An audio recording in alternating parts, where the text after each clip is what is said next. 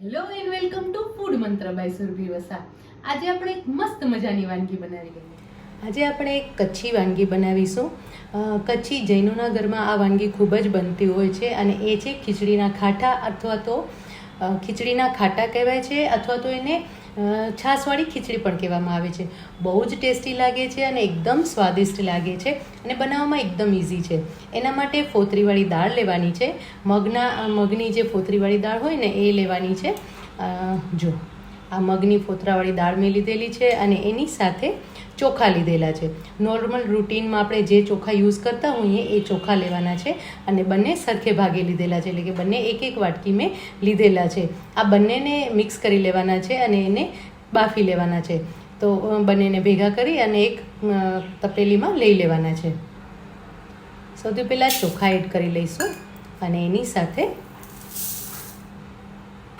મગની ફોતરાવાળી દાળ એડ કરી લેવાની છે.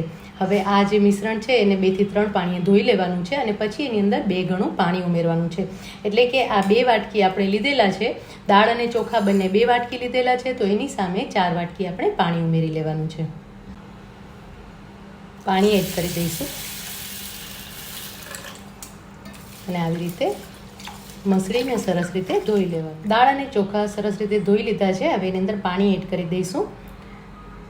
આપણે 2 કપ લીધા હતા, એટલે કે 2 વાટકી આપણે 1 વાટકી દાળ અને 1 વાટકી ચોખા લીધેલા હતા, એટલે કે ટોટલ 2 વાટકી આપણે મિશ્રણ લીધેલું છે. તો એની સામે આપણે 4 વાટકી પાણી એડ કરી દઈશું.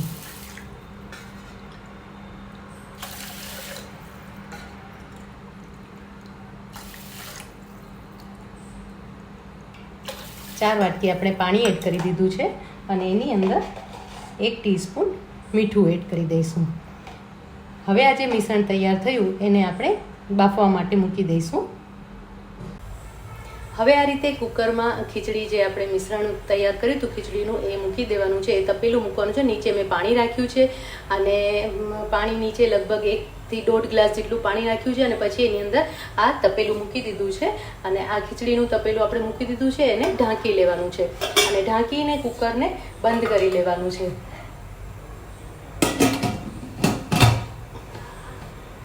આવી રીતે જો આ રીતે મેં ખીચડી અંદર મૂકી દીધી છે. આપણું ખીચડીનું જે મિશ્રણ તૈયાર કર્યું હતું એ મેં કુકરમાં મૂકી દીધું છે અને કુકરમાં નીચે મેં લગભગ 1 થી 1.5 ગ્લાસ પાણી મૂક્યું છે અને એની અંદર આ તપેલું મૂકી અને એને આવી રીતે ઢાંકણથી ઢાંકી લેવાનું છે.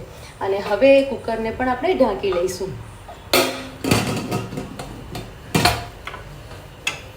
કુકરને ઢાંકી લેવાનું છે અને કુકરને ઢાંકીને એના ઉપર આપણે વાટકી મૂકવાની છે. આપણે સીટી નથી મૂકવાની, આ રીતે વાટકી મૂકવાની છે અને હવે આ કુકરને 20 મિનિટ સુધી આપણે થવા દઈશું. ફાસ્ટ ફ્લેમ પર 20 મિનિટ સુધી કૂક થવા દેવાનું છે. કુકર ઠંડુ થઈ ગયું છે અને ખીચડી સરસ બફાઈ ગઈ છે. તમે જોઈ શકો છો કે એનો દાણો છે એ સરસ રીતે એકદમ સરસ સોફ્ટ થઈ ગયો છે. ખીચડી સરસ તૈયાર થઈ ગઈ છે. હવે આ ખીચડીને આપણે વઘારી લઈએ અને વઘારેલી ખીચડી તૈયાર કરી લઈએ. છાશવાળી ખીચડી એટલે કે ખીચડીના ખાટા હવે આપણે તૈયાર કરી લેવાના છે. વઘારીને તૈયાર કરીશું અને ખીચડી સરસ તૈયાર થઈ ગઈ છે. ખીચડીના ખાટા તૈયાર કરવા માટે સૌથી પહેલાં મેં છાશ લીધેલી છે. લગભગ 2 કપ જેટલી છાશ લીધેલી છે અને આ છાશને આપણે પહેલાં ગરમ કરી લેવાની છે. છાશને ગરમ કરી લેવાથી ફાયદો એ થશે કે જે આપણે ખીચડીના ખાટા બનાવીશું ને એની અંદર આપણે છાશ જ્યારે ખીચડીમાં એડ કરીશું ને ત્યારે છાશ ફાટી નહીં જાય અને બહુ જ સરસ રીતે તૈયાર થઈ જશે. અને આ જ્યારે આપણે છાશ ગરમ કરતા હોય ને ત્યારે છાશને હલાવતા રહેવાનું છે. આમ કરવાથી છાશ ફાટી નહીં જાય અને સરસ રીતે ગરમ પણ થઈ જશે. છાશ સરસ ગરમ થઈ ગઈ છે અને છતાં પણ ફાટી પણ નથી. આ રીતે હલાવતા રહેવાથી છાશ એકદમ સરસ રીતે ગરમ થઈ જાય છે. કઢાઈમાં આપણે 2 મોટી ચમચી જેટલું તેલ લેવાનું છે.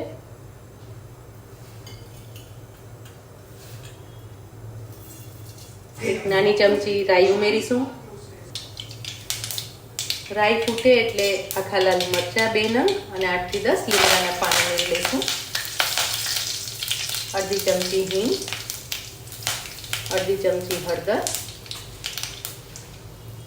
અને સાથે તૈયાર કરેલી ખીચડી ઉમેરી લેવાની છે.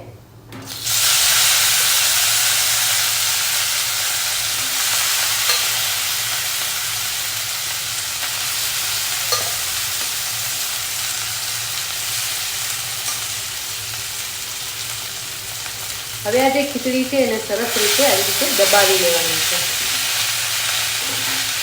આવી રીતે દબાવી લેવાથી ખાટા છે એકદમ સરસ સોફ્ટ તૈયાર થશે અને ખીચડી એની અંદર એકદમ સરસ રીતે મિક્સ થઈ જશે.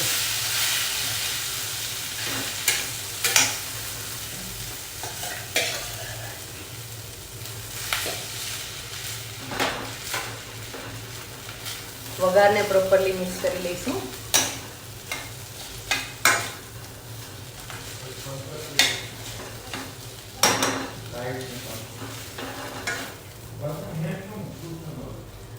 હવે એની અંદર જે છાશ આપણે ગરમ કરી હતી એ ઉમેરી લેવાની છે.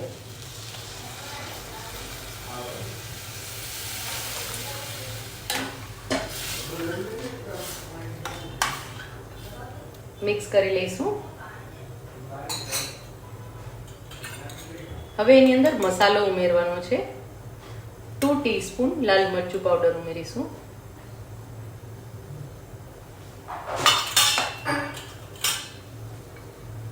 3 ટીસ્પૂન ધાણા જીરું પાવડર ઉમેરી લઈશું.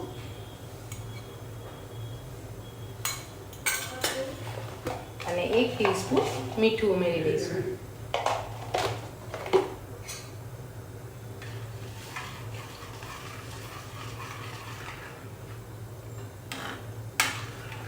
હવે આ જે મિશ્રણ તૈયાર થયું છે એને 5 થી 7 મિનિટ સુધી ઉકળવા દઈશું. ખાટા જો સરસ રીતે ઉકળેલા હશે ને તો જ એનો સ્વાદ સરસ આવશે.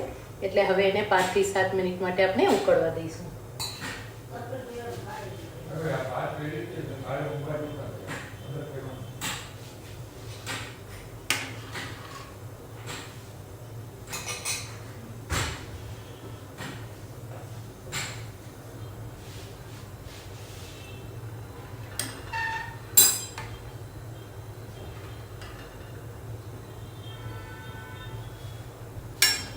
ખાટાને આ રીતે આપણે થોડું ઉકળવા દેવાનું છે જેથી કરીને છાશની ખટાશ છે એ સરસ રીતે ખીચડીમાં ભળી જાય.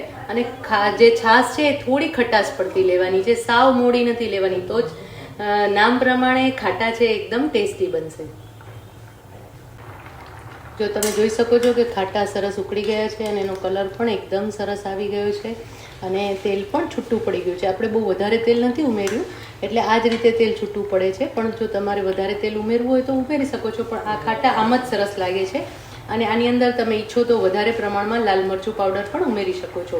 તો ખાટા એકદમ સરસ તૈયાર થઈ ગયા છે. આપણે એને સર્વ કરી લઈએ. આની અંદર તમે ઈચ્છો તો કોથમીર ઉમેરી શકો છો, બાકી બીજા કોઈ જ વેજીટેબલ આની અંદર ઉમેરવાની જરૂર નથી. આ જ રીતે સરસ લાગે છે.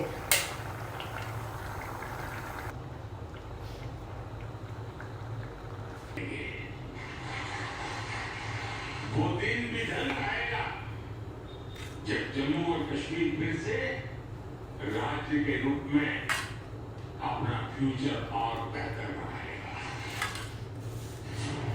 कश्मीर घाटी के लोग 14 से पहले का वक्त भूल चुके हैं.